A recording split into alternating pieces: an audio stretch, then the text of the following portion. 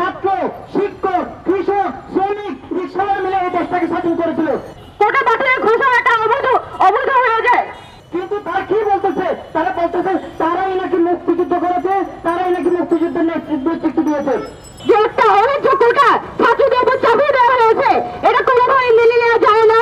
প্রধানমন্ত্রী শেখ হাসিনা সংসদে দাঁড়িয়ে বলেছিলেন যে কোটাটা বাতিল করে দিলাম, এখানে যারা অন্যান্য জনগোষ্ঠী আছে তাদেরটা পরে বেছে নিব। প্রধানমন্ত্রী 2018 সালে সংসদে দাঁড়িয়ে যে কোটা বাতিলের ঘোষণা দিয়েছিলেন, প্রধানমন্ত্রী কাইন্ড অফ তার ইগোর কারণে এই কোটাগুলো সব বাতিল করলেন। কিন্তু প্রধানমন্ত্রী 2018 সালে সংসদে দাঁড়িয়ে যে কোটা বাতিলের ঘোষণা দিয়েছিলেন, সেটা নিজেই একটা অসংগঠনের ঘোষণা ছিল। কোটা বাতিলের ঘোষণাটা অবৈধ হয়ে যায়। আন্দোলনের সাথে সম্পূর্ণভাবে আছি এবং গত কয়েকদিন ধরে ছাত্রছাত্রীদের মধ্যে যে বিক্ষোভ, আমরা খুবই আনন্দিত। গত কয়েক বছর ধরে আমরা দেখছিলাম যে আমাদের ছাত্রদের মধ্যে থেকে কোনো ক্ষোভ বিক্ষোভ নেই। আমাদের সরকারের যে কোনো দমন পীড়ন তারা চাপিয়ে দিতে পারে, কিন্তু ছাত্রছাত্রীরা সেটাকে রুখে দাঁড়ায় না। যখন ওই 20 বছরই বাতিল করা হয়, সেদিন থেকে ছাত্রদের মধ্যে ছাত্ররা ক্ষোভে ফেটে পড়ে এবং সারা বাংলাদেশ জুড়েই ছাত্ররা স্বতঃস্ফূর্তভাবে আন্দোলনে নিয়েছে। আমরা বলতে চাই, এই 20 বছর এখানে 30% মুক্তিযোদ্ধা কোটার নামে যে অবৈধভাবে যে একটা অনেক কোটা ছাত্রদের উপর চাপিয়ে দেওয়া হয়েছে, এটা কোনোভাবে মেনে নেওয়া যায় না। 2018 সালে যখন কোটা বাতিল করা হয়, আমাদের জনজীবনের অন্যান্য যে সেক্টরগুলা, আমাদের যে আদিবাসীরা, আমাদের যে প্রতিবন্ধীরা, তখন তাদের পক্ষে এই কথা উঠেছিল যে আমাদের কি হবে। প্রধানমন্ত্রী শেখ হাসিনা সংসদে দাঁড়িয়ে বলেছিলেন যে কোটাটা বাতিল করে দিলাম, এখানে যারা অন্যান্য জনগোষ্ঠী আছে তাদেরটা পরে বেছে নিব। যখন কোটাটা বাতিল করা হয়, তারপরে দীর্ঘ 6 বছর ধরে আদিবাসীদের কিন্তু কোটা 5% কোটার দাবিতে আন্দোলন চলছে। কারণ বাংলাদেশ আওয়ামী লীগ ঠিক কোন জিনিসটাকে রাজনীতি কিভাবে তারা রাজনীতি করে, তারা মুক্তিযুদ্ধ নিয়ে কিন্তু রাজনীতিটা করে।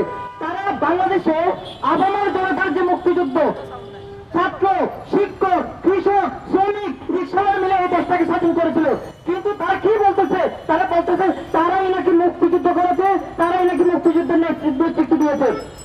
বন্ধুগণ, একটু খেয়াল করে দেখবেন, 56% আমাদের কোটা।